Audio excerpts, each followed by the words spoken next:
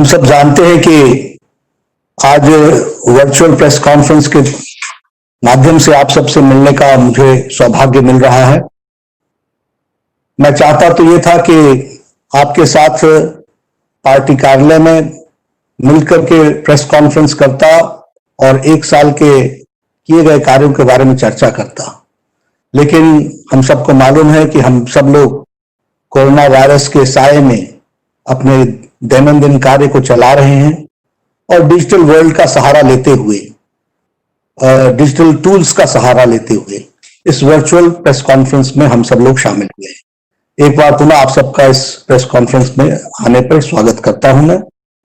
और प्रधानमंत्री मोदी जी के दूसरे कार्यकाल प्रथम वर्ष पूर्ण होने पर उनको अपनी ओर से और करोड़ों करोड़ हमारे भारतीय जनता पार्टी के कार्यकर्ताओं की ओर से उनको हार्दिक बधाई देता हूं और शुभकामनाएं भी देता हूं पार्टी के अध्यक्ष की दृष्टि से कि वह पूरी ताकत के साथ, जैसा उन्होंने पिछले 6 वर्षों में देश की सेवा प्रधानमंत्री के रूप में की है, उसी ताकत के साथ, पूरी शक्ति के साथ ईश्वर उनको शक्ति दे ताकि वो अच्छे से और पूरी ताकत के साथ देश की सेवा में जुटे रहे।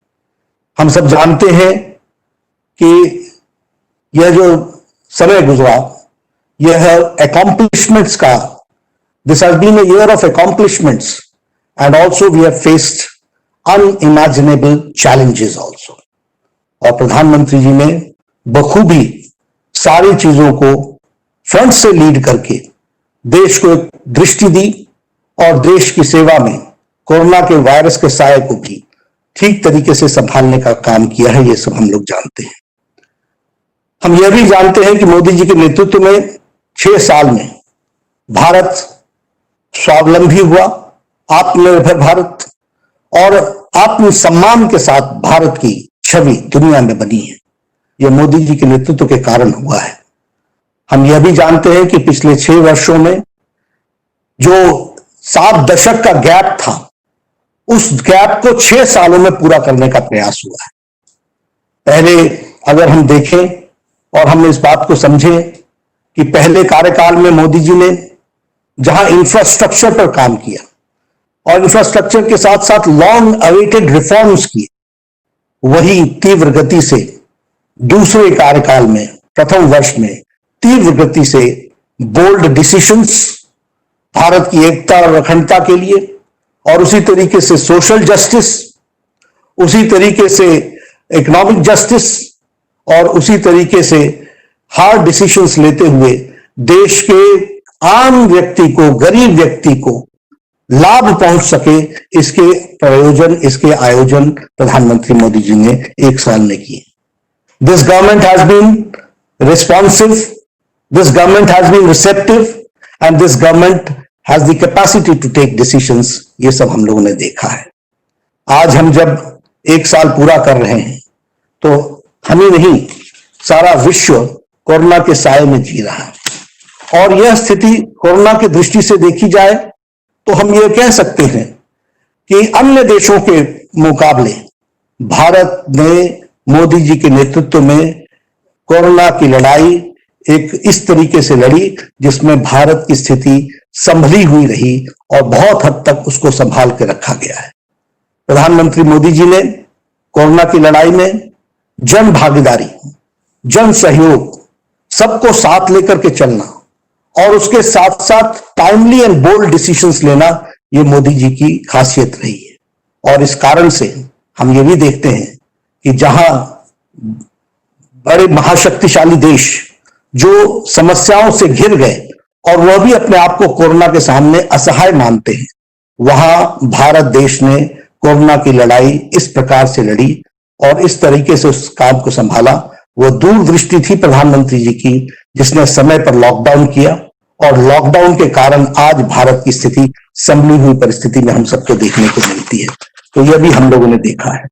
अगर इसके साथ साथ हम कहें तो एक समय था जब लॉकडाउन किया गया तो उस समय कोरोना की टेस्टिंग फैसिलिटी सिर्फ 10,000 थी पर डे, आज 1,60,000 टेस्टिंग फैसिलिटी हो गई है। उसी तरीके से उस समय हमारे पास पीपीई किट्स की कमी थी, लेकिन आज लगभग 600 उद्यमी हमारे देश के लगभग 4,50,000 PPE kits, personal protection equipment kits, उसके जो किट्स हैं वो आज 4,50,000 प्रतिदिन बन रहे हैं। यह परिस्थिति आकर के खड़ी हुई है। उसी तरीके से वेंटिलेटर्स, 60,000 वेंटिलेटर्स का प्रावधान किया गया है, जिसमें से 58,000 वेंटिलेटर्स भारत में ही बन रहे हैं। यह है आत्मनिर्भर भारत की पहचान जिसको उन्होंने बनाया है। और इसमें से 50,000 वेंटिलेटर्स पीएम केयर फंड के फंड से खरीदे जा रहे हैं। इसको भी हमको ध्यान में रखना चाहिए। इसलिए अगर हम कहें तो आज 2 लाख हमारे पास बेड कैपेसिटी हो गई और इसी के साथ साथ हमारी आईसीयू कैपेसिटी बढ़ गई। तो हमने कोशिश की है कि स्वास्थ्य के ढांचे को, जहां शक्तिशाली देश स्वास्थ्य के मामले में उनके सिस्टम्स चरमरा गए, कोलैप्स कर गए, वहां भारत ने अपने आप को संभाल करके चलाने का प्रयास किया और मोदी जी के नेतृत्व में आत्मनिर्भर भारत की ओर हम आगे बढ़े। हमारे देश के उद्यमियों ने भी इसमें साथ दिया और इसके कारण आज हम इस लड़ाई को लड़ने के लिए तैयार भी हुए हैं और स्वदेशी और स्वावलंबन के मंत्र को लेकर के हम आगे बढ़ रहे हैं। उसी तरीके से अगर देखा जाए, वी आर द कंट्री जिसने आर्थिक दृष्टि से भी लोगों की चिंता की गई। वर्ल्ड हेल्थ ऑर्गेनाइजेशन ने इसको सराहा। उन्होंने कहा health is not the only factor which has to be taken into care. India has taken a lead and India has shown that economic aspect is also to be taken into consideration and for that Modi ji has taken a lead. यह बात की उन्होंने कही। 1,70,000 करोड़ रुपए का package उस समय दिया गया। उसके माध्यम से हम लोग लगभग 80 करोड़ लोगों को उनके राशन की व्यवस्था की गई। 20 करोड़ बहनों को हमारे जनधन के खाते में, उनके जनधन के खाते में 500 रुपए पूरे 3 महीने के लिए डालने का हर महीने के लिए प्रयास किया गया। उसी तरीके से हमारे दिव्यांग भाई, हमारे बुजुर्ग, उनके भी खातों में 1,000 रुपए देने का प्रयास हुआ। उसी तरीके से मनरेगा में जिसकी दिहाड़ी 182 रुपए थी, उसको बढ़ा करके 202 रुपए कर दी गई और लगभग मनरेगा का आवंटन 1 लाख करोड़ रुपए, रिकॉर्ड आवंटन प्रधानमंत्री जी ने किया है, यह भी हम कह सकते हैं। उसी तरीके से 20 लाख करोड़ रुपए का एक होलिस्टिक पैकेज प्रधानमंत्री जी ने घोषणा की, जिसके बारे में हमारी निर्मला जी ने अगले 5 दिनों में, उसकी घोषणा के 5 दिनों बाद किस किस सेक्टर के लिए, किस किस सेगमेंट के लिए क्या क्या प्रयोजन किए गए, उसको आपको विस्तार से बताया है। This is a holistic package, जिस पैकेज के माध्यम से यह प्रयास हुआ है कि हर सेक्शन को कैसे आत्मनिर्भर बनाया जा सके, कैसे उनको खड़ा किया जा सके, कैसे उनको मुख्य धारा में शामिल किया जा सके, इस तरीके के, और साथ ही साथ उनको किस तरीके की रियायतें दी जा सके, इस बात को भी करने का प्रयास किया है। उसी तरीके से अगर हम कहें तो वसुधैव कुटुंबकम का नारा लेते हुए कोरोना की लड़ाई के बीच में हम लोगों ने 100 से ज्यादा देशों को उस समय हम लोगों ने राहत पहुंचाने का काम किया और उनको मेडिसिन पहुंचाने का काम किया। यह भी हमको ध्यान रखना चाहिए। इसलिए मैं ये कह सकता हूं कि जहां कोरोना की लड़ाई है और कोरोना की लड़ाई के साथ साथ उसको होलिस्टिक तरीके से किस तरीके से लड़ा जा सकता है, इसकी दृष्टि मोदी जी ने अपने नेतृत्व की क्षमता में दिखाई है और यह इस लड़ाई को बहुत जिसे मैं ये कह सकता हूं कि पूरी शिद्दत के साथ और फ्रंट से लड़ करके, और मैं यह भी कहना चाहूंगा और यहां पर देश को धन्यवाद देना चाहूंगा कि प्रधानमंत्री जी के एक एक आह्वान को देश ने रिस्पॉन्ड किया, देश ने सुना, देश ने समझा, देश ने उसको आत्मसात किया। इसके लिए मैं देश की जनता को भी धन्यवाद देता हूं और साथ ही साथ मोदी जी ने जिस नेतृत्व क्षमता को दिखाया है वह सच में अनुकरणीय भी है और वह सच में प्रशंसनीय है। यह हमको ध्यान में रखना चाहिए। मित्रों, कोरोना के साथ साथ भारत ने मोदी जी के दूसरे कार्यकाल में, प्रथम वर्ष में बहुत डिसाइसिव डिसीजंस लिए। अगर मैं बात करूं आर्टिकल 370 के एब्रोगेशन की, अगर मैं बात करूं 35A के जाने की, यह प्रधानमंत्री मोदी जी की इच्छा शक्ति का नतीजा था और उसको सूत्रधार बने हमारे गृह मंत्री अमित शाह जी, जिन्होंने उसको कार्य रूप दिया। दुनिया बोलती थी एक असंभव है, हम लोग बहुत समय से कहते थे एक देश में एक निशान, एक विधान, एक प्रधान, एक संविधान। लेकिन ये बचपन से कहते हुए हम जानते थे कि इसको करना बहुत कठिन कार्य है, लेकिन मोदी जी की इच्छा शक्ति ने इसको पूरा किया और धारा 370 को समाप्त करके, एब्रोगेट करके जम्मू कश्मीर की जनता जो मुख्य धारा में शामिल होने में दिक्कत आती थी, वह आज मुख्य धारा में शामिल हो गई है। वहां की महिलाओं के जो भारत के कानून नहीं लगते थे और उनको प्रोटेक्शन नहीं मिलती थी, आज उनको वो प्रोटेक्शन मिल रहा है। हमारे दलित भाई जिनके साथ अन्याय हो रहा था, वर्षों से अन्याय हो रहा था, उनको आज न्याय मिल रहा है। हमारे पाकिस्तान से आए हुए हमारे रिफ्यूजी भाई जो जम्मू कश्मीर में बस गए, उनको न्याय नहीं मिल रहा था, उनको आज न्याय मिल रहा है। उसी तरीके से हमारे प्रॉपर्टी राइट्स जो महिलाओं की थी, वह उनको नहीं मिलती थी, वह आज उनको मिल रही है। इस तरीके से जम्मू कश्मीर, लद्दाख का इलाका वो हमेशा इग्नोर्ड था, वो आज मुख्य धारा में शामिल होकर के अपने विकास की प्रगति के पथ पर चल पड़ा है। इसलिए धारा 370 ये देश की एकता और अखंडता का बहुत महत्वपूर्ण फैसला था जिसको मोदी जी ने लिया है। अगर हम उसके साथ साथ बात करें तो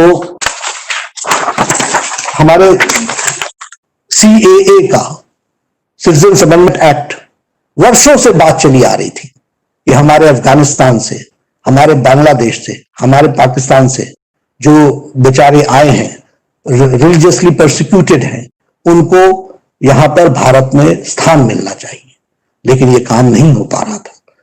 प्रधानमंत्री मोदी जी ने फैसला लिया और इस फैसले के कारण आज CAA, सिटीजन्स अमेंडमेंट एक्ट लागू हुआ और उनको मुख्य धारा में शामिल होने का मौका मिला, उनको सिटीजनशिप राइट्स मिले। ये हम ध्यान में है। हमारी मुस्लिम बहनें, हमारी माताएं जो 3 तलाक के कारण बहुत तकलीफ में थी, दिक्कत में थी, उनकी चिंता प्रधानमंत्री जी ने की और जो ट्रिपल तलाक था उसको, ये एक कुरीति थी, उसको समाप्त करने का काम प्रधानमंत्री मोदी जी ने किया है। उसी तरीके से टेररिज्म से लड़ने के लिए देश में UAPA, unlawful activities prevention act के तहत टेररिस्ट को टेररिस्ट घोषित करना, उसके खिलाफ एक्शन लेना, यह काम भी प्रधानमंत्री जी ने बखूबी कानून में परिवर्तन ला करके किया।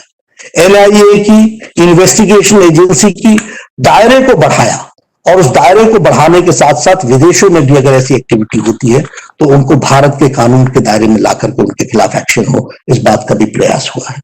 उसी तरीके से एक बहुत, जिसको कहते हैं बोल्ड डिसीजन, पॉक्सो का लिया गया, तो protection of children from sexual offence, उसमें डेथ पेनाल्टी का काम किया गया, तय किया गया कि यदि कोई बच्चे के साथ दुष्कर्म करता है तो उसको डेथ पेनाल्टी होगी। इस तरीके का कार्य को आगे बढ़ाया गया। यही नहीं, अगर हम बात करें इस छोटे से 1 साल के अंदर FDI के, सिविल एविएशन में FDI के परमिशन दी गई ताकि सिविल एविएशन की इंडस्ट्री आगे बढ़े और इस तरीके से देश की इकोनॉमी को गति मिले। हम लोगों ने, मोदी जी ने कॉर्पोरेट टैक्स को रिड्यूस किया। इस कॉर्पोरेट टैक्स के रिडक्शन के कारण बहुत नीचे तक मार्केट में पैसा का सर्कुलेशन के माध्यम को आगे बढ़ाने का काम किया।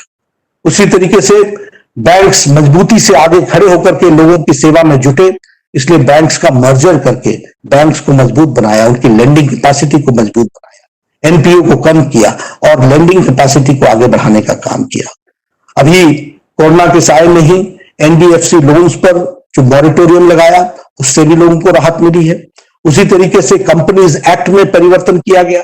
कंपनीज एक्ट के परिवर्तन के कारण आज कंपनी सुविधा के साथ और हिम्मत के साथ अपनी बिजनेस एक्टिविटी को आगे बढ़ा सकते हैं, तो इस बात को भी ध्यान में रख करके किया गया। इजी लोन अरेंजमेंट्स इसी 20 लाख पैकेज में भी किया गया है MSME सेक्टर के लिए।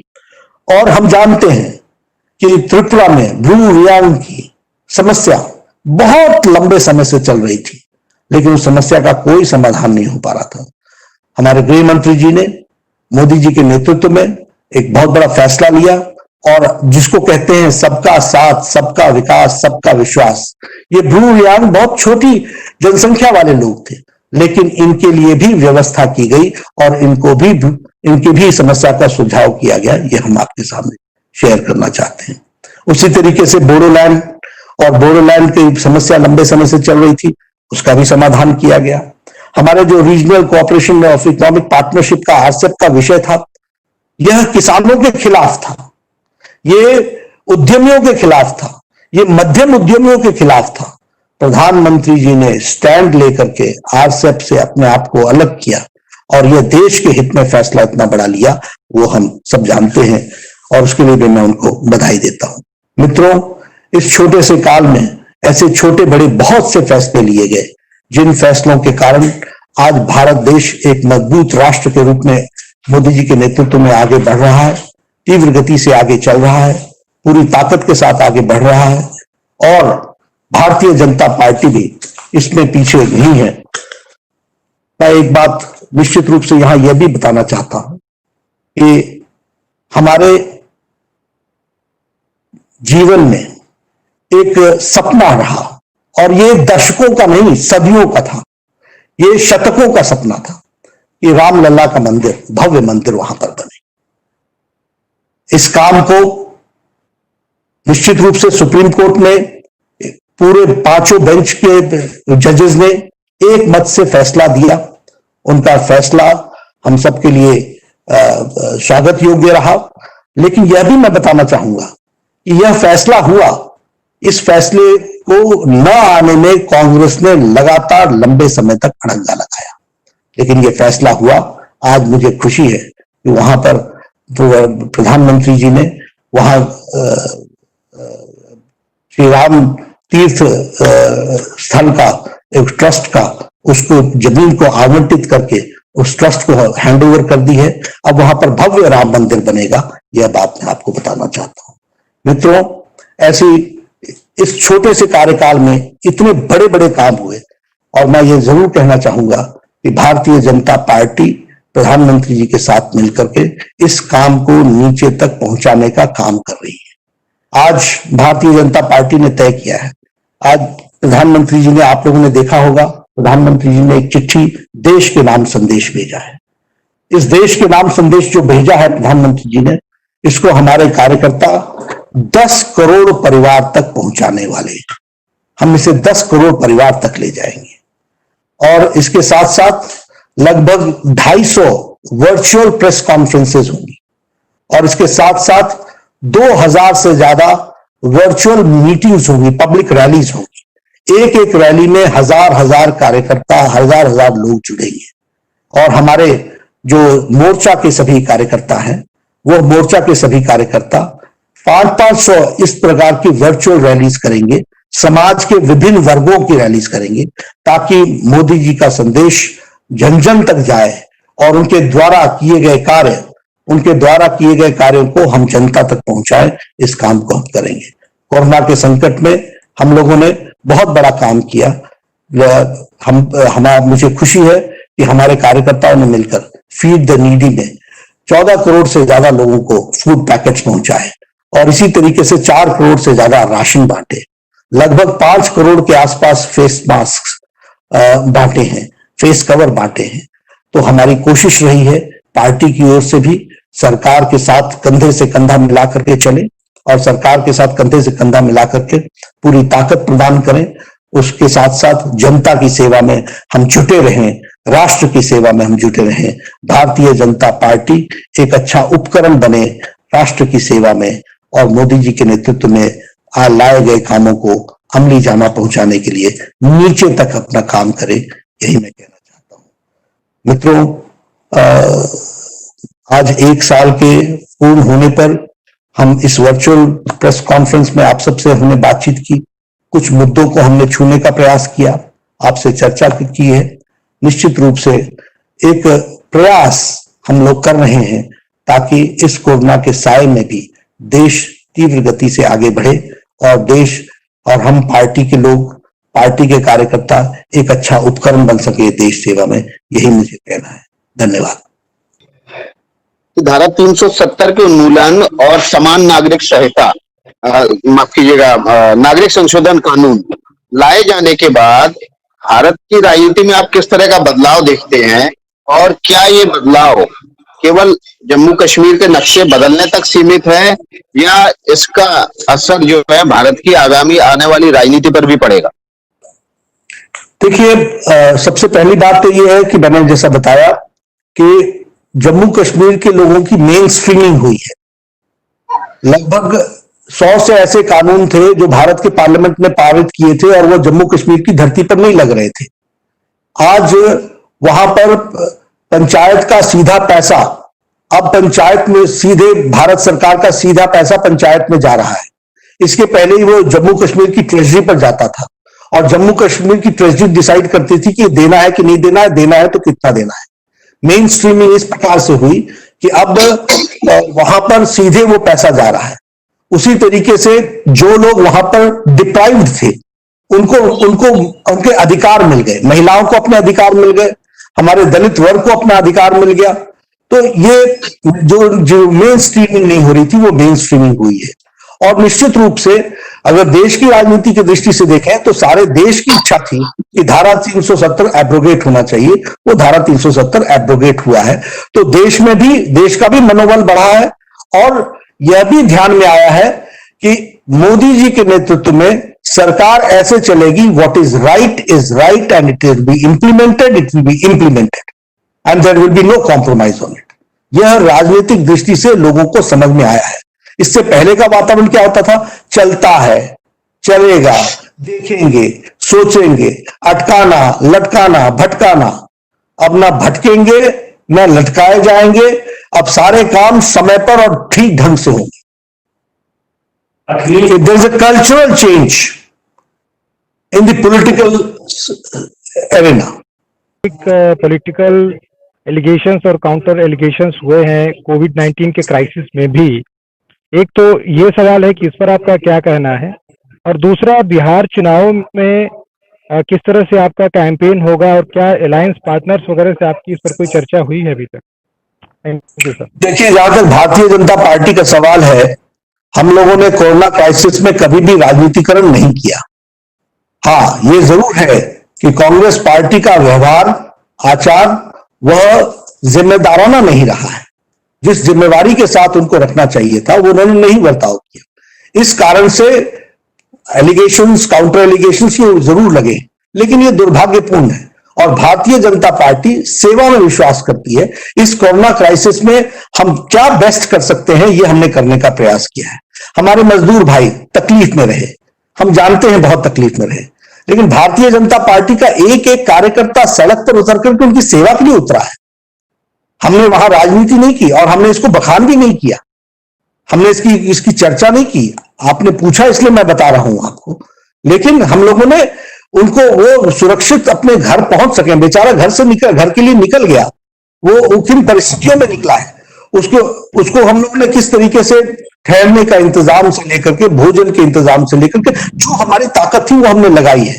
लेकिन अब ऐसा मैं कहना नहीं चाहता, लेकिन निश्चित रूप से वीडियो कॉन्फ्रेंसिंग करके इश्यूज को खड़ा करना और इश्यूज को भी कंफ्यूज हालत में खड़ा करना, ये जिन्होंने किया है देश ने देखा है और देश सारी चीजों को देख रहा है। मेरा सवाल ये है कि जितने बोल्ड फैसले देखने को मिले इस एक साल में, तो क्या ये उम्मीद किए जाए कि आगे भी जो बीजेपी की विचारधारा से जुड़े जो फैसले रहे हैं वो फैसले देखने को मिलेंगे? इस तरह से जो 5 साल रहा है और ये 1 साल जो दूसरे कार्यकाल कर रहा है, उसे आप अलग मानते हैं? ये शैलेंद्र जी, प्रश्न थोड़ा सा रिपीट करें, अगर जोर से बोले। सर, मेरा सवाल ये है कि 5 साल का जो पहला कार्यकाल रहा और ये जो 1 साल का कार्यकाल अभी पूरा हुआ है, इसको किस तरह से अलग देखते हैं? और जिस तरह से जो बोल्ड फैसले हुए जिसका आपने जिक्र किया, तो क्या यह माने कि बीजेपी की विचारधारा से जुड़े जो तमाम अन्य बहुत बोल्ड मुद्दे हैं उन पर भी सरकार आगे बढ़ेगी, उन पर भी आगे बढ़ने की संभावना है, खासतौर पर अगर समान नागरिक संहिता जैसे मुद्दों की बात करें तो? देखिए, जहां तक 2014 की बात हम करें तो मोदी जी ने जब देश की बागडोर संभाली तो उस समय स्थिति जिसको बोलते हैं कि सारे सिस्टम्स एक तरीके से पैरालाइज थे और पैरालाइज के साथ साथ जड़ मूल से एकदम जिसको बोलते हैं कि स्टैंड स्टिल पर आ गए थे। मोदी जी ने हर विषय को एक मोमेंटम दिया, एक तेजी लाई, और उसके साथ साथ पॉलिटिकल कल्चर ऑफ गवर्नेंस इसको भी चेंज किया। कैसे पॉलिटिकल डिसीजंस के माध्यम से गवर्नेंस को काम करने लायक बनाते हैं और काम लिया जाता है और काम को आगे बढ़ाया जाता है, मंजिल तक पहुंचाया जाता है, इस काम को किया। जब मोदी जी दूसरी बार आए हैं तो the government was in full momentum, वो एक मोमेंटम में थी, एक पेस में रही है, और उस पेस के कारण आपको ध्यान में आया होगा कि वेरी बोल्ड डिसीजंस, और आपने भी देखा होगा कि इतनी बड़ी जनमत मोदी जी को मिला, उसको ध्यान में रखते हुए जो आशाएं और आकांक्षाएं थी उसको पूरा करने के लिए बिफोर टाइम चीजों को भी करने का प्रयास हुआ है। तो यह बोल्ड डिसीजंस में हम मोदी 2 में जब हम गए हैं, जब हम दूसरे कार्यकाल में गए हैं, तो सरकार और पार्टी पूरी ताकत के साथ एक मोमेंटम में रही है, और उस मोमेंटम के कारण डिसीजंस और फैसले हुए हैं। जहां तक आइडियोलॉजिकल प्रश्न के अन्य मुद्दे हैं, निश्चित रूप से पार्टी और सरकार जो है वो समय समय पर सारी चीजों की चिंता करेगी। जो मैनिफेस्टो में हम लोगों ने कहा है, जो हम लोगों ने अपने विजन डॉक्यूमेंट में भी कहा है, उसको पूरा करने के लिए हम अग्रसर होंगे। प्रधानमंत्री मोदी जी ने जो चिट्ठी लिखी है उसमें उन्होंने कहा है कि जो 2019 में 14 में सरकार बनी थी एक उम्मीद के साथ बनी थी, अब जो है वो सपने साकार करने के लिए है। तो जो लेकिन कोविड की वजह से जो लोगों में एक परेशानी हुई, क्या आपको लगता है कि ये सपना जो था उसको पूरा करने में कहीं मुश्किल आएगी, या फिर उस ऐसे समय में जब लोग निराश हैं तो उनके सपने को पूरा करने के लिए सरकार कैसे आगे बढ़ेगी ताकि लोगों का सपना पूरा हो सके? साथ ही साथ एक छोटा सवाल ये भी है कि आपने खुद भी 200 से ज्यादा वीडियो कॉन्फ्रेंसिंग की, लोगों को इस कोविड के समय में अपने कार्यकर्ताओं को आगे बढ़ाया, तो लेकिन लड़ाई बहुत लंबी है। तो आने वाले समय में पार्टी किस तरह से आगे बढ़ेगी ताकि लोगों की मदद भी हो सके, लोगों को मोटिवेट भी किया जा सके? देखिए, सबसे पहली बात तो यह है कि अब कोरोना का जो संकट और संक्रमण रहा है, ये अनइमेजिनेबल रहा है। किसी ने भी इसकी कल्पना नहीं की थी, यह अकल्पनीय रही है। इस कारण से सभी चीजों की गति में एक ठहराव सा आया, धीमी हुई है, इसमें कोई दो राय नहीं है। लेकिन जिस तरीके से भारत अब कोरोना के साथ जीने की मंशा बनाते हुए आगे बढ़ रहा है, और उसके साथ साथ अपनी कैपेसिटीज को भी, हेल्थ इंफ्रास्ट्रक्चर में भी कैपेसिटीज को इंप्रूव कर रहा है, तो निश्चित रूप से इन दोनों के साथ हम आगे बढ़ने का प्रयास करेंगे। है सब कुछ एक्सपेरिमेंट ही, हर दिन नए तरीके इजाद करने पड़ते हैं, क्योंकि ये अनइमेजिनेबल क्राइसिस रहा और इसके रिपरकशंस भी अनइमेजिनेबल रहे हैं। इस अनइमेजिनेबल रिपरकशंस को उस नए तरीके से एड्रेस करने का प्रयास दैनंदिन हम लोगों ने किया है, भारत की सरकार मोदी जी के नेतृत्व में कर रही है, तो उसी तरीके से उसको हम आगे बढ़ाने का प्रयास करेंगे। हाँ, यह जरूर है, देश मोदी जी के साथ खड़ा है और उनकी ताकत का उपयोग करते हुए मोदी जी सारे सपनों को साकार करेंगे, यह हमारा विश्वास है। जहां तक पार्टी का सवाल है, पार्टी वर्चुअल मीटिंग के माध्यम से नीचे तक एक्टिवेट हुई है, लेकिन इस एक्टिविटी को हम रोकने वाले नहीं है। यह जिसको कहा जाए डिजिटल वर्ल्ड के माध्यम से ही हमने इस बात को आगे बढ़ाया है। अब हम ही नहीं, सबको इसका उपयोग करना पड़ेगा, लेकिन हम इसका ज्यादा से ज्यादा उपयोग करेंगे और इसके माध्यम से जनता से कनेक्ट नहीं छूटे, इस बात की जनता के साथ हम जुड़े रहें और जनता की सेवा में हम लगे रहें, इस बात के लिए हम प्रयासरत होंगे। इसीलिए मैंने आपसे कहा कि 1000 से ज्यादा वर्चुअल रैलीज होंगी, 1000 से ज्यादा, और ये 2000 से ज्यादा वर्चुअल रैलीज होंगी। उसी तरीके से 500 से ज्यादा वर्चुअल रैलीज हमारे मोर्चा विभिन्न सेक्शंस के साथ करेंगे। तो पार्टी को डिजिटली ही आगे ले जाना पड़े तो हम उसके लिए भी तैयार हैं और उसको हम पूरा आगे बढ़ाने का प्रयास कर रहे हैं। First of all, congratulations on the first anniversary. Thank you. My question is with regard to the challenges before the Modi government for the rest of its tenure. ये बात सही है कि बड़े बोल्ड डिसीजंस पॉलिटिकल और social front पे लिए गए थे पिछले 1 साल के अंदर, पर अभी जो चैलेंज है, स्पेशली कोविड-19 का जो असर पड़ा है, वो इकोनॉमी पे बहुत भारी पड़ा है और बहुत इकोनॉमिक पेन जो है वो हिंदुस्तान को अब झेलना पड़ेगा, बाकी दुनिया को भी झेलना पड़ेगा। ये जो आत्मनिर्भरता का फिलॉसफी जो प्राइम मिनिस्टर ने अपने एड्रेस टू द नेशन और बार बार रिटरेट की अपनी चिट्ठी में भी किया है, उसमें एक सेपरेशन डालना चाह रहे हैं कि ये कोई पुराने लाइसेंस कोटा राज टाइप का आत्मनिर्भरता नहीं होगा जो इंदिरा गांधी के समय में हम लोग देखा था। इस पर कोई आप प्रकाश डाल सकते हैं कि ये किस तरह की आत्मनिर्भरता रहेगी? अगर आप लाइसेंस कोटा राज है उस तरह के अपने बॉर्डर्स को आप सिमटाना नहीं चाहते, मर्केंटाइल बॉर्डर्स को या ट्रेड बॉर्डर्स को, तो क्या करना चाहते हैं इसमें? देखिए विष्णु जी, सबसे पहली बात तो ये है कि वैसे निर्मला जी ने बड़े डिटेल में इस सारी बात को अपने 30 लाख करोड़ के पैकेज के बारे में जब चर्चा की थी तो उसको बताया था। लेकिन मैं आपको एश्योर करना चाहता हूं कि आत्मनिर्भर भारत का कहने का मतलब यह है कि भारत के उद्यमियों को प्रोत्साहित करते हुए हम आत्मनिर्भर बने, इस बात को हम प्रयासरत रहे। लेकिन हमारी कोई नेगेटिविटी लेकर के चलने का उद्देश्य नहीं है। वी डोंट, और हम कोई गोइंग बैक करने का, पीछे हटने का विषय नहीं है, कोई लाइसेंस कोटा राज लाने का विषय नहीं है। हमारे लोगों को प्रोत्साहन मिले इसकी चिंता करने की जरूरत है, और वह चिंता करते हुए हम आत्मनिर्भरता की ओर बढ़ेंगे। But our approach will be progressive, not regressive. We will be having progressive thinking and उसी को हम आगे बढ़ाएंगे। जी, जिस तरीके से सरकार ने पिछले मंच में प्रदर्शन किया है और कई ऐतिहासिक और बड़े फैसले लिए, क्या आपको लगता है कि 2024 का रास्ता भी आसान हो गया है, सरकार हैट्रिक मारेगी?